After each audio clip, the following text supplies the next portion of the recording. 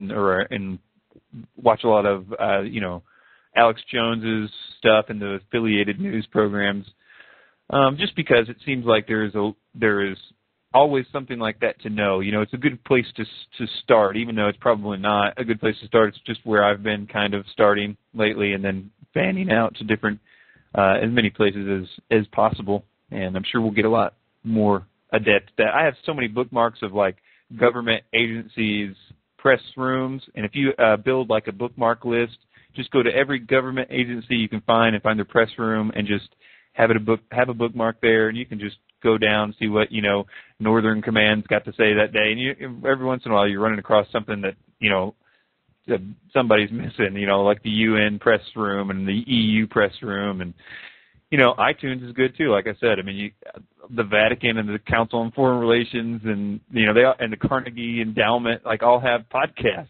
So there's a lot of stuff there too. Well, hey, thank you very much for taking my call, guys. Thank you, man. Thanks for calling. All right, have a good night. You too. All right, this next caller is TK. TK, what's up, man? Kevin, you there?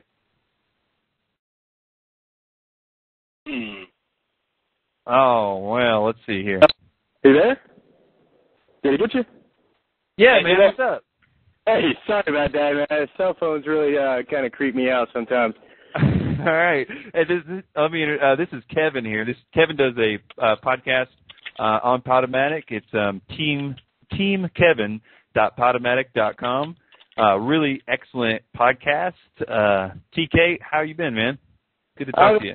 I've, it's ups and downs, whatever. This has been kind of a strange point in my life, but I just got to say, first off, I really, it's a pleasure to finally get to talk to you guys, and I really respect what you guys are doing, and you've been really the spearhead of what I consider a truth faith movement more than just a truth movement, because the truth movement has been tainted, but the truth faith movement is really the heart and soul of who I am and what I like, and just got to say props to you. Right on, man. Thanks a lot. It's truth with a capital T. Seems as yeah, I've been listening to a lot of your shows lately. It seems like you're on the right track. I was listening to one recently where you were kind of talking about a lot of the things that the Sitchins of the world and whatnot were talking about, and your conclusion was interesting because you were like, whatever they're saying, whatever. But I'm going to keep believing what I'm believing, But what is interesting, I was thinking to see where you had gone with that, if you were still kind of on the same page with that, or has anything changed? Well, no, I totally, it was funny. It's funny that you bring that up. I just recently moved back to Savannah, where I used to live, and a buddy of mine that I had showed kind of like a video to a while back or whatever, and he kind of like, kind of believed it, kind of didn't believe it or whatever, but then he went to New York and he talked to somebody else, and then as he said a light went on, he's like, I finally understood a little bit what you're talking about, so I started looking it up on your own, but then he started telling me about, like, Tessarian and Jordan Maxwell and all, and I said, the guys that you're listening to, do you feel like they're trying to get you to give up your faith on some level? And he said, yeah, my mom actually said that too when she listened to some of the stuff they were saying. I said, never let them take your faith away, because at the end of the day, no matter what they take away from your pockets, no matter what kind of car they take away from you, if they put you in jail, your faith is all you have until the day you die. And if you allow them to take that faith away from you, you have nothing. So I don't understand why any man would want to take away another man's faith in anything. I commend the Muslims and the Buddhists and all them, because at least they have their eggs in a basket. But why would somebody want to take that away from somebody? I mean, educate them on what you believe, but don't sit there and try to say it's all fake, it's all stupid, and listen to me because I know what I'm right, Just or even worse, it's one thing to, like you said, educate somebody on it, but to educate somebody using what you have to know is a lie to do it is the messed up part to me, And the one thing that I found, because I feel the same way, obviously, about Tessarian and Maxwell and Sitchin and all those guys, and one thing I found with them is that you do have to take that stance at first of like, you know what, you guys are making a really good case for everything that I believe to be wrong. And there's that time period when some people just put their foot down and be like, I'm not changing, And that's kind of what happened to me more or less back in the day. And it was Sitchin some 10 years ago that made that happen. And I did lose my faith for a while. But I did make a decision in my mind that I was going to find out if it was true or not. And so the study it really is the story of everything that I did is what that study became. And what I found was that they're all using, although it's really slick, and I can only describe it as like spiritually induced kind of fog that they have with their message and their speaking. But it's really, at the end of the day, really crappy lies, like not even that good lies. And I don't know if you've seen some of the movies I did, like on Sitchin is Wrong and the Maxwell stuff and the Sarian stuff, but a lot of those things are just like, how did they pull one over on an entire group of people? Yeah. Well, ignorance is bliss. We start out in life and we don't know that we're supposed to share in kindergarten, so it's someone that has to tell us that. And I think that a lot of times, the people find out, I heard 911 was, a government thing, and so they start looking at this stuff, and, there's so much information. And I think that's kind of the key to what you guys were talking about earlier, with the supercomputer. But one of the specific prophecies out of Revelation is information is going to be going to and fro. And we're at a point in our life in which information has never been so accessible in history, and that's a specific prophecy coming to life. And if we don't take that into consideration and realize that there's so much BS that we have to sift through in order to find, that one gem of truth that actually means something relevant to our faith and what's actually going to happen in the near future. So, exactly. I think that the amount of information that's out there, it allows some of these, I like to call them circus clowns because they really make me laugh because, at the heart of it, they're not trying to educate us and trying to help us get ready for some kind of decision that we have to make in our life. They're just trying to confuse us and make us believe that they're someone that we should put on a higher level. And I'm not about that, man. I build everything around what the Bible says, and then I go out from there, and I try the spirits. And if the spirits, if they don't seem like they're all there, I move on from that, and I go look for something else. Yeah, man, I'm with you, man. I was just reading this the other night, and I just picked it up. I think this is real appropriate. It says in 2 Timothy chapter 3, verse 13, "But evil men and seducers shall wax worse and worse, deceiving and be deceived.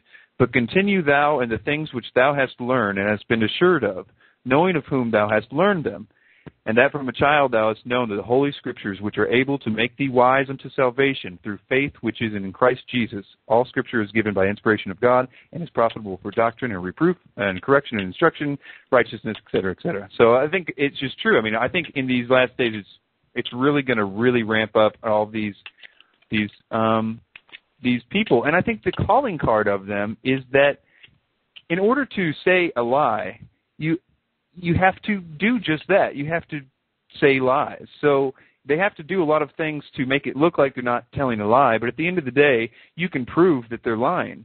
And so I think one of the things to break through of a lot of these people that are trying to genuinely searching for the truth is to show them that, there is a lot of stuff out here that is not like we've been told, but you can't take it from somebody that is apparently lying to you. And I think that's why with the Sitchin stuff, it's always good to cross-reference SitchinIsWrong.com. That's always a good one to send people to if they're because this whole alien thing that we've been talking about is going to come up more and more and more, and Sitchin is, I believe, going to be made to look like some sort of prophet in all this. And I think it's really important to look at the things in SitchinIsWrong.com to see this guy can't be a prophet. This guy was knowingly manipulating data and has no proof that he knows anything. He never went to school for this stuff. I mean, this is stuff that you just don't kind of fake. He had to have been manipulating it. But we can move on from there. But Well, yeah, you know, so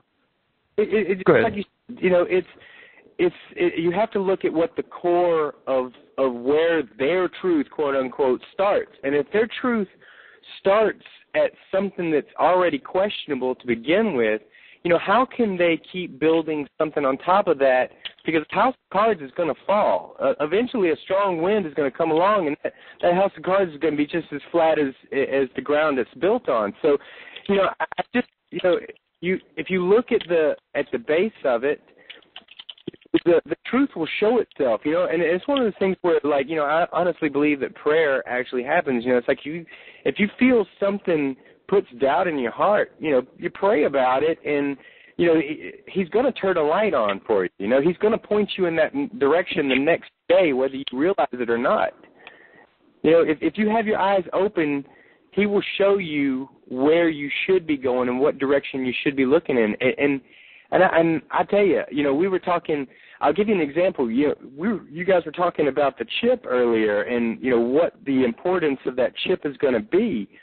And you know, I looked directly at the scriptures, and it says specifically, you won't be able to buy or sell without that chip. And I think that's important because, you know, once you get that chip, there's no longer faith that God is going to provide for you in a downtime. You know, and when you're down, and sometimes you don't know how you're going to make, you know, groceries, or you don't know how you're going to make your rent or pay your bills.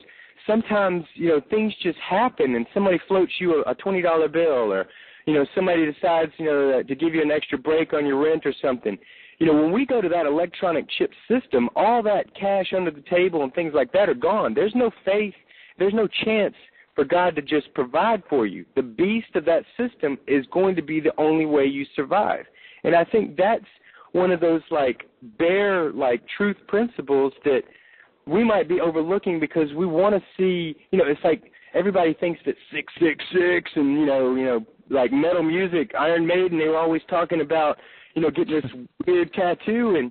And I don't think that, I think that's a deception because they want us to believe that it's that simple and it's that colorful. But I think at the bare essence, it's always going to be your faith, and they're always going to try to take your faith away from you.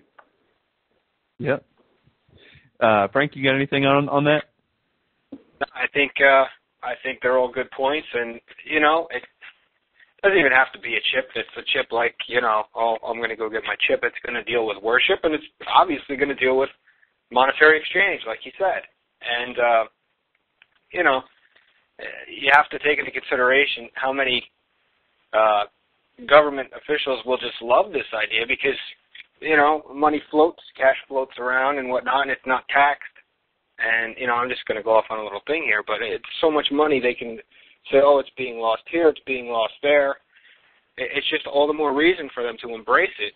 And at the same time, yeah, I mean, you're not going to be able to rely on yourself anymore. You're going to be forced to rely on God to provide for you. You know, you have to have faith. And, you know, look at the Israelites wandering in the desert and whatnot. God provided for them. And, you know, those that end up fleeing to the place prepared for them are obviously going to have sustenance. You know, they're going to have food, they're going to have water and whatnot.